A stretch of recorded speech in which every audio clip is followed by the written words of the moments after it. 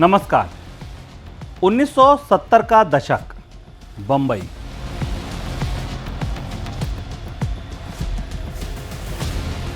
समुद्र के किनारे खड़ा वो शहर तब सिर्फ फिल्मों, मिलों और बंदरगाहों का शहर नहीं था, सोने की तस्करी का सबसे बड़ा रास्ता बन चुका था। खाड़ी देशों से सोना आता था, बंदरगाहों से नेटवर्क चलता था और बंबई के बंदरगाहों से लेकर फिल्मी गलियारों तक एक नाम चर्चा में था, हाजी मस्तान।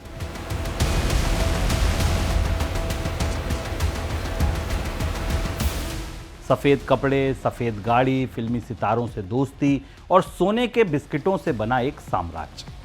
लेकिन हाजी मस्तान की कहानी सिर्फ एक तस्कर की कहानी नहीं थी, ये भारत की सोने की नीतियों का नाकाम चेहरा था।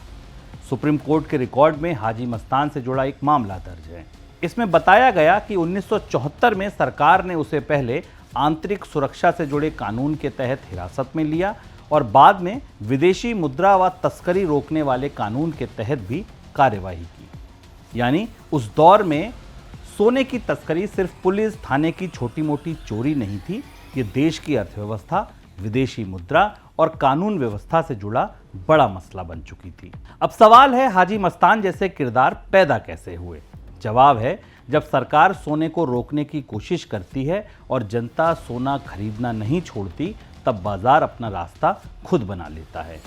सरकार दरवाज़ा बंद करती है, तस्करी खिड़की खोल लेती है। और अब करीब 50 साल बाद वही सवाल फिर सामने खड़ा है। सरकार ने मई 2026 में सोने पर इंपोर्ट ड्यूटी 6% से बढ़ाकर 15% कर दी। मकसद वही पुराना, सोने का आयात महंगा हो, खरीद कम हो, डॉलर बचे और रुपए पर दबाव घटे। वर्ल्ड गोल्ड काउंसिल के मुताबिक ये ड्यूटी बढ़ोतरी सबसे तेज रिकॉर्ड बढ़ोतरी है और ये जुलाई 2024 में दी गई ड्यूटी कटौती को पूरी तरह पलट देती है। लेकिन इतिहास फिर वही सवाल पूछ रहा है, क्या सोना महंगा करने से सोने की मांग घटती है या तस्करी का धंधा और मुनाफे वाला बन जाता है? नमस्कार, मैं हूं शुभम शंकधर, आप देख रहे हैं क्लियर कट। आज हम समझेंगे क्लियर कट में कि सरकार सोने पर इंपोर्ट ड्यूटी क्यों बढ़ाती है, भारत में सोने की मांग इतनी अडिग क्यों है, ड्यूटी बढ़ते ही तस्करी का मुनाफा कैसे बनता है, सरकार की अपनी गोल्ड पॉलिसी में विरोधाभास कहां है और इस पूरी कहानी का असर आपकी जेब, आपकी खरीदारी और देश की अर्थव्यवस्था पर क्या होगा। सबसे पहले ये समझिए कि भारत में सोना भरोसा है। भारत में सोना सिर्फ कमोडिटी नहीं है, ये माँ की अलमारी है, बेटी की शादी है, बुरे वक्त की गारंटी है, गांव की बैंकिंग है, शहर की बचत है और संकट के समय काम आने वाली आखिरी उम्मीद। सरकार इसे इंपोर्ट बिल मानती है, जनता इसे भरोसा मानती है। यही टकराव भारत की सोने की नीति की असली जड़ है। सरकार को सोने से दिक्कत इसलिए है क्योंकि भारत अपनी जरूरत का बड़ा हिस्सा बाहर से खरीदता है। बाहर से सोना आएगा तो डॉलर जाएगा, डॉलर जाएगा तो व्यापार घाटा बढ़ेगा, व्यापार घाटा बढ़ा तो रुपए पर दबाव आएगा, रुपया कमजोर हुआ तो पेट्रोल, डीजल, खाद, मोबाइल, इलेक्ट्रॉनिक्स और महंगाई तक असर पहुंच सकता है। यानी सोना घर में सुरक्षा है, लेकिन देश के बही खाते में डॉलर की निकासी है। इसलिए सरकारें बार बार सोने पर सख्ती करती हैं। अब बड़ा सवाल ये कि घर में रखा सोना बाजार में नहीं आता। वर्ल्ड गोल्ड काउंसिल के अनुमान के मुताबिक भारतीय परिवारों और संस्थानों पर करीब 25,000 टन के आसपास सोना है। लेकिन ये सोना बाजार में आसानी से नहीं आता, क्योंकि ये सिर्फ निवेश नहीं है, ये शादी का हार है, विरासत का कड़ा है, माँ की अलमारी है और बुरे वक्त की आखिरी गारंटी है। यही वजह है कि भारत में सोना मौजूद भी है और सोने का आयात भी भारी है। ये थोड़ा अजीब लगता है, देश के घरों में इतना सोना है फिर भी देश बाहर से सोना क्यों खरीदता है? क्योंकि घर का सोना बाजार का सोना नहीं होता। कोई माँ बेटी की शादी का हार बैंक को देना नहीं चाहती, कोई परिवार दादी का पुराना कड़ा पिघलवाना नहीं चाहता, कोई पुराना सोना बेचने से पहले 100 बार सोचता है। इसलिए घरेलू रिसाइकलिंग सीमित है और बाजार की मांग पूरी करने के लिए आयात करना पड़ता है। वर्ल्ड गोल्ड काउंसिल के मुताबिक 2026 की पहली तिमाही में भारत का सोना आयात 196 टन रहा, जो सालाना आधार पर 39% ज़्यादा है। मतलब साफ है, कीमत कितनी भी ऊपर चली जाए, भारत की सोने की भूख जल्दी खत्म नहीं होती है। मांग का एक नया चेहरा सामने आया। भारत में सोना पहले मुख्य रूप से गहनों के लिए खरीदा जाता था, शादी, धनतेरस, अक्षय तृतीया, त्योहार और पारिवारिक परंपरा। लेकिन अब एक नया वर्ग पैदा हो चुका है, gold investor. World gold council के मुताबिक 2026 की पहली तिमाही में भारत की कुल सोने की मांग 151 टन रही। इसमें निवेश मांग 82 टन थी, जबकि गहनों की मांग 66 टन रही। यानी पहली तिमाही में निवेश के लिए सोने की मांग गहनों की मांग से ज़्यादा थी। ये बड़ा बदलाव है। पहले लोग सोना पहनने के लिए खरीदते थे, अब लोग सोना बचत और निवेश के लिए खरीद रहे हैं।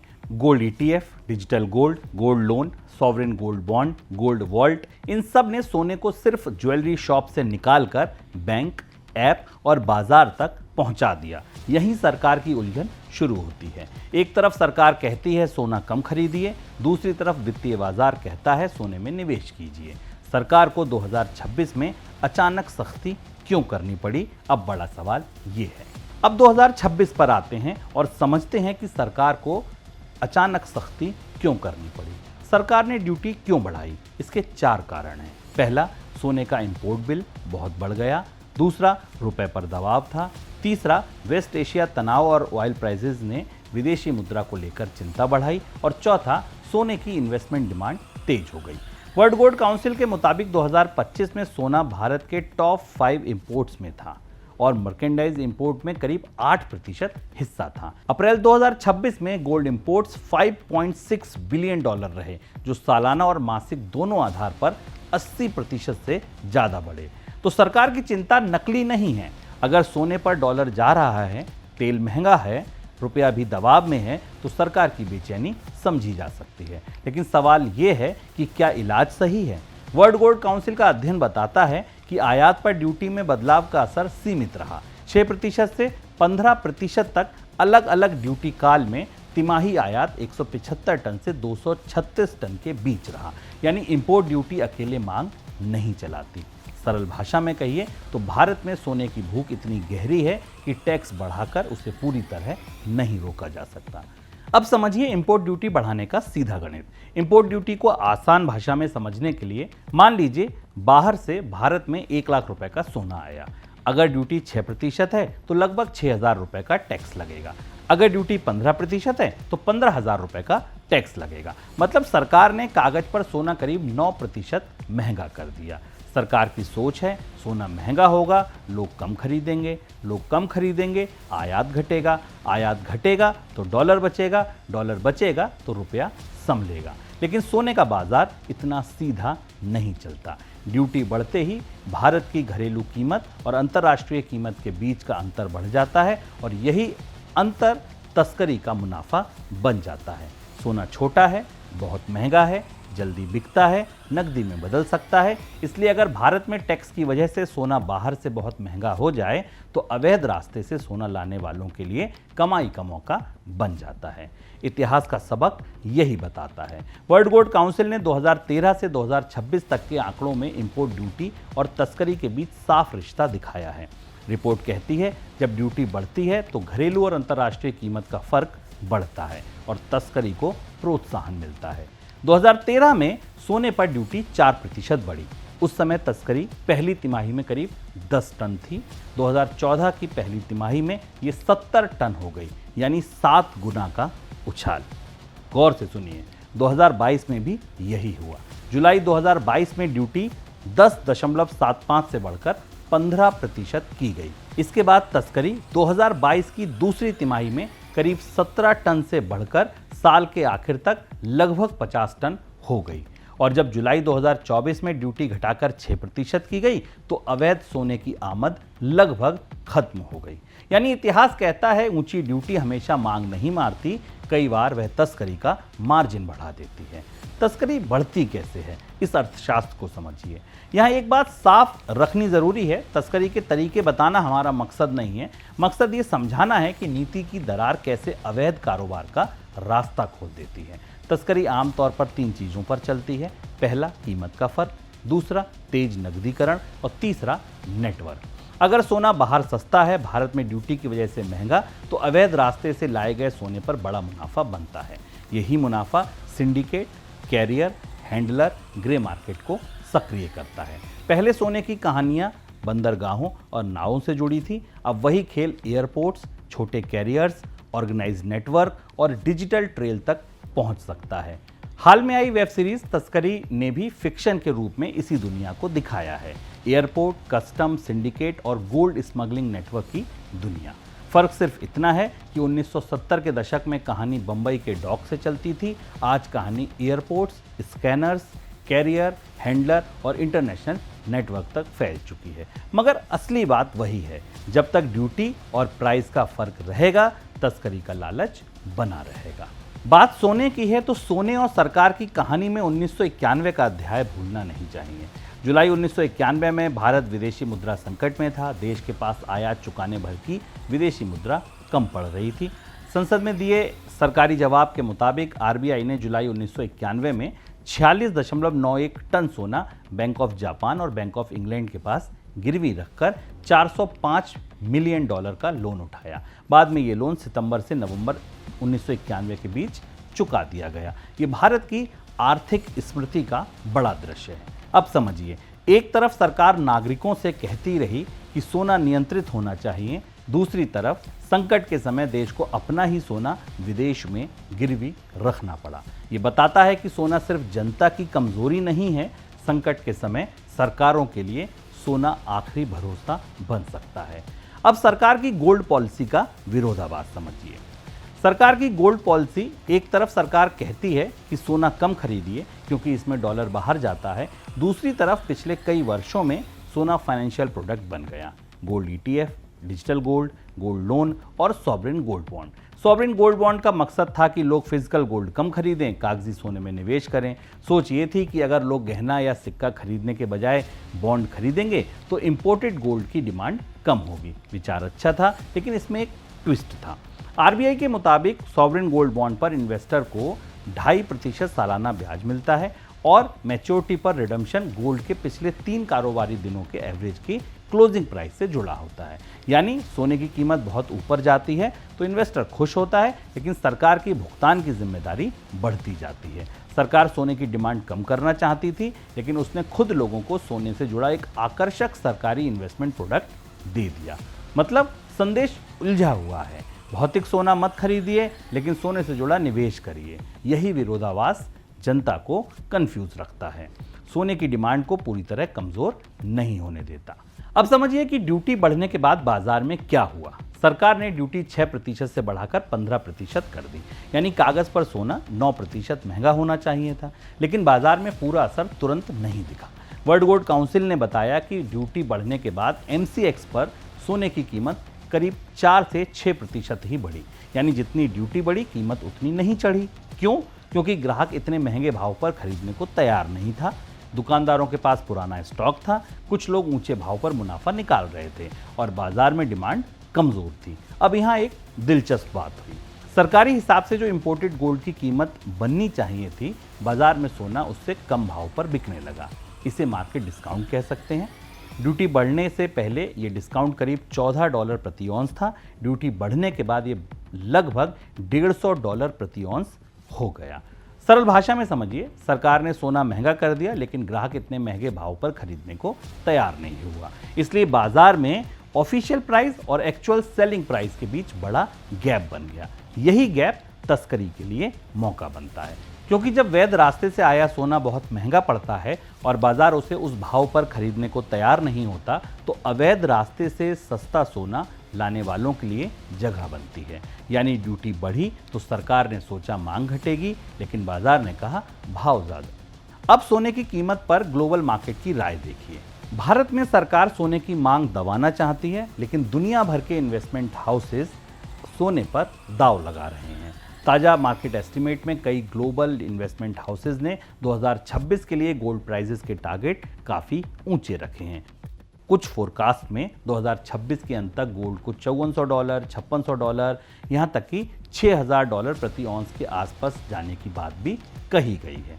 लेकिन ये क्यों? क्योंकि दुनिया में गोल्ड सिर्फ ज्वेलरी नहीं है, ये सेफ हेवन है। इन्फ्लेशन से हेज है, सेंट्रल बैंक की रिजर्व स्ट्रेटजी है, युद्ध, अनिश्चितता और डॉलर के खिलाफ एक मानसिक बीमा है। अगर ग्लोबल प्राइस ऊपर जाता है, भारत उस पर ड्यूटी भी बढ़ा देता है, तो भारतीय खरीदार को दोहरी मार लगती है। ग्लोबल प्राइस भी ऊंचा है और लोकल टैक्स भी ऊंचा। अब समझिए कि ड्यूटी बढ़ने के बाद होगा क्या। ड्यूटी बढ़ने के बाद ज्वेलरी डिमांड दब सकती है, खासकर छोटे शहरों में और प्राइस सेंसिटिव ग्राहकों में।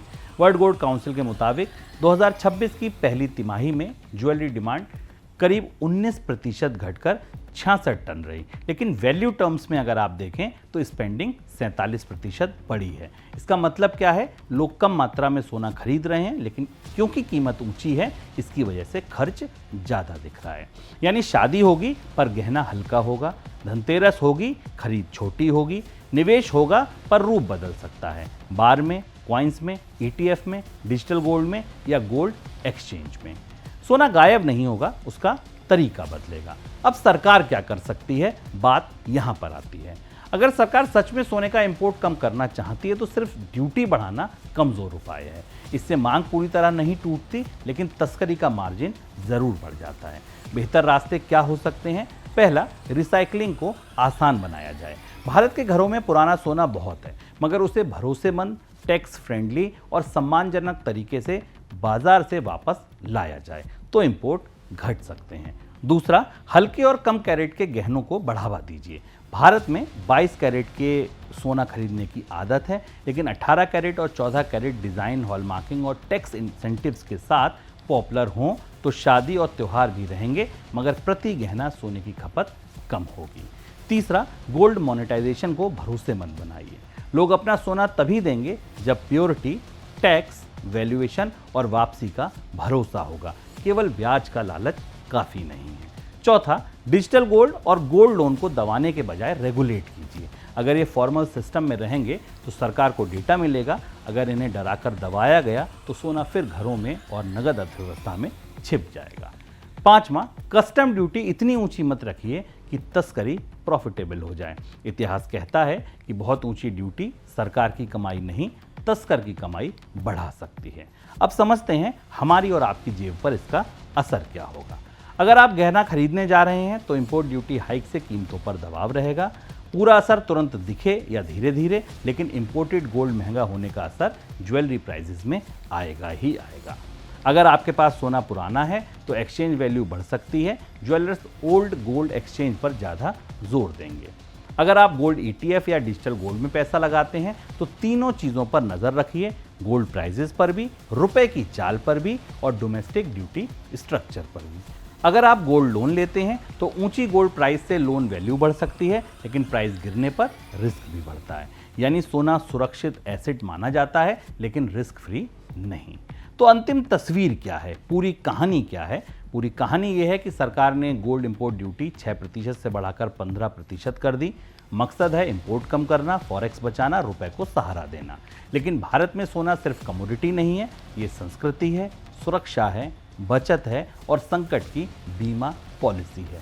इतिहास कहता है जब सरकार सोने को बहुत महंगा या बहुत नियंत्रित करती है तो जनता खरीद बंद नहीं करती, रास्ता बदल देती है। 1960 के दशक में गोल्ड कंट्रोल आया, तस्करी बढ़ी। 1991 में देश ने खुद अपना सोना गिरवी रखा। 2013 में ड्यूटी बढ़ी, अनऑफिशियल इनफ्लो 7 गुना तक बढ़ गए। 2022 में ड्यूटी बढ़ी, तस्करी फिर बढ़ गई। 2024 में ड्यूटी घटी तो तस्करी लगभग खत्म हो गई और अब 2026 में ड्यूटी फिर 15% पर है।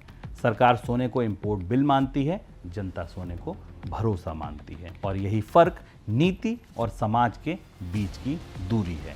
सरकार कहती है सोना मत खरीदो, जनता कहती है बुरे वक्त में सोना काम आता है। और जब तक ये भरोसा नहीं बदलेगा तब तक सोने से सरकारों की ये जंग चलती रहेगी। आज के क्लियर कट में इतना ही। मैं हूं शुभम शंखधर। फिर मिलेंगे किसी नई आर्थिक खबर के पीछे छिपी साफ तस्वीर के साथ। आप बने रहिए अमर उजाला बोनस के साथ।